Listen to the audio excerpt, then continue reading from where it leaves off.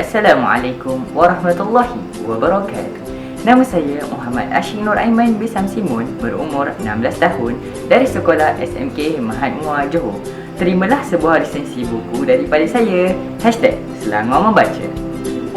Pada kali ini, saya akan mempersembahkan sebuah resensi buku yang bertajuk Komik Gaza Detik Awal Palestin Dijajah. Rakan-rakan, memandangkan tempoh PKP kita yang sangat lama ni, saya sampai bosan dah nak main Mobile Legends, Fire, dan akhirnya saya buat keputusan untuk selongkar rak buku.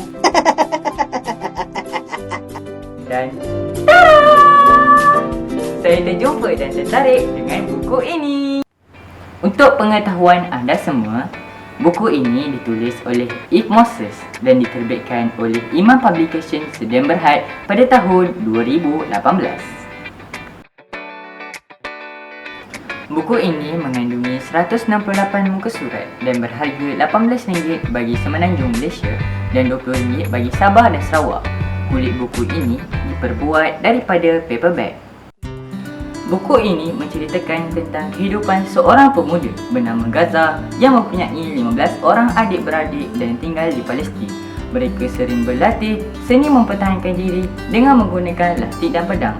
Apa yang membuatkan buku ini lagi menarik, nama adik-beradik Gaza ini diambil sempena nama-nama daerah yang terdapat di Palestin. Contohnya Haifa, Jerusalem, Jaffa dan lain-lain lagi.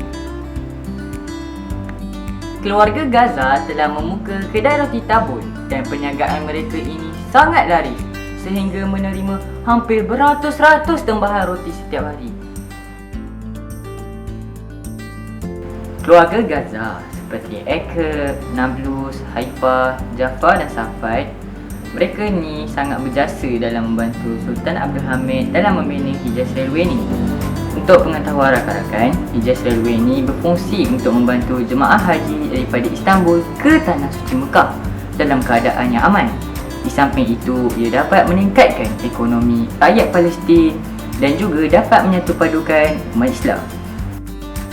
Rakan-rakan mesti tak syok kan baca buku tanpa konflik.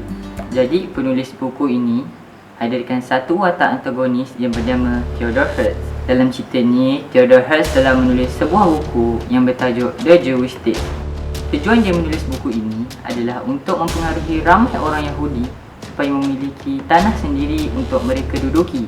Dan apa yang menyedihkan lagi, orang Yahudi ni telah memilih tanah Palestin untuk dijadikan sebagai negara mereka sendiri. Apa yang kita dapat lihat, watak antagonis dalam cerita ini mula memainkan peranan apabila beliau menubuhkan sebuah persatuan Zionism pada Ogos 1897. Persatuan ini bertujuan untuk menjayakan semua agenda Yahudi yang telah dirancang dengan menggunakan simbol bintang 6 bucu. Muradınızı derhal söyleyiniz.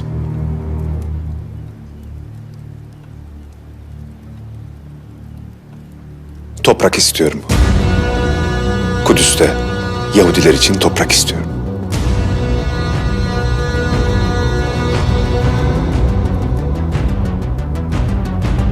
Klimaks cerita ini bermula apabila terdapat sebuah gerakan dalaman yang mana gerakan dalaman tersebut ialah orang Arab sendiri yang merupakan duri dalam daging terhadap pemerintahan Sultan Abdul Hamid.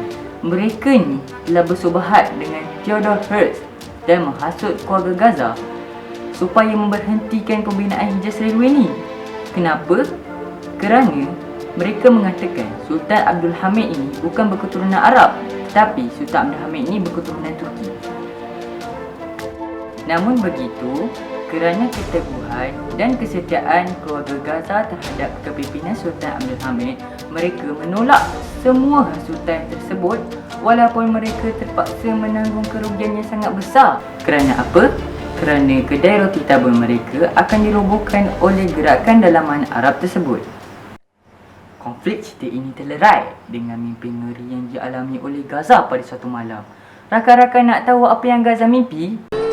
Lepas tu? rakan-rakan mesti kena baca buku ini. Kuit ni tahu. Bagi saya, buku ini sangat sesuai khususnya untuk golongan muda yang tidak gemar membaca seperti saya. Kenapa buku ini sangat sesuai untuk kita? Penyampaian buku ini sangat santai yang menjadikan ia lebih ringan dan boleh difahami. Walaupun ianya syarat dengan sejarah dan informasi, ia sesuai untuk dibaca oleh semua golongan, tidak kira tua ataupun muda. Selain itu, grafik dan ilustrasi yang digunakan dalam komik ini sangat menarik. Lihat pada bahagian kulit yang berwarna-warni, ia berjaya memberi gambaran awal tentang keseluruhan cerita ini. Walaupun ilustrasi dalaman buku ini yang hanya berwarna hitam dan putih, namun pada saya ia cukup menarik minat pembaca untuk terus membaca buku ini. Apa yang kita dapat pelajari daripada buku ini ialah, yang pertama, semangat patriotik. Buku ini ajar kita macam mana nak jadi seorang rakyat yang mampu mempertahankan negara. Contohnya, keluarga Gaza. Mereka tidak bersubhat langsung dengan musuh untuk menjatuhkan Sultan Abdul Hamid. Kita boleh kaitkan usaha yang dilakukan oleh keluarga Gaza itu dalam situasi yang kita alami sekarang, iaitu hanya duduk di rumah untuk memutuskan rangkaian COVID-19.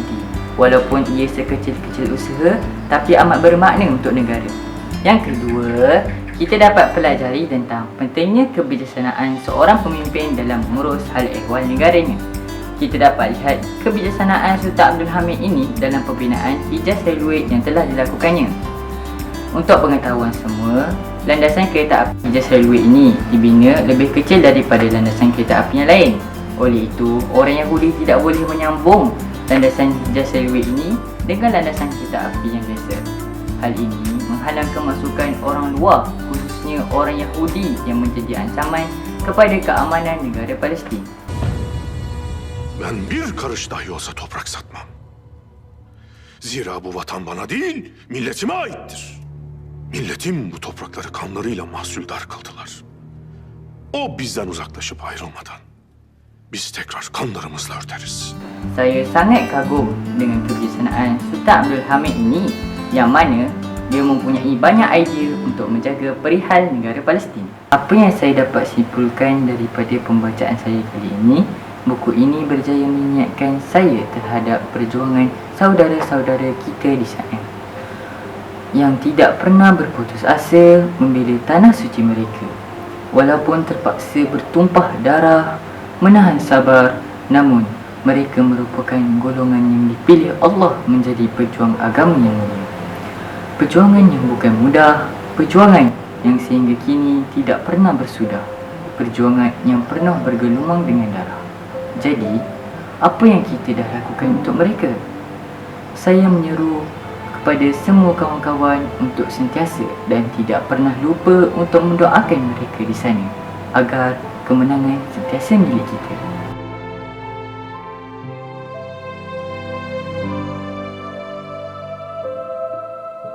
Sekian sahaja daripada saya.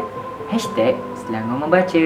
#Kita jaga kita. Assalamualaikum.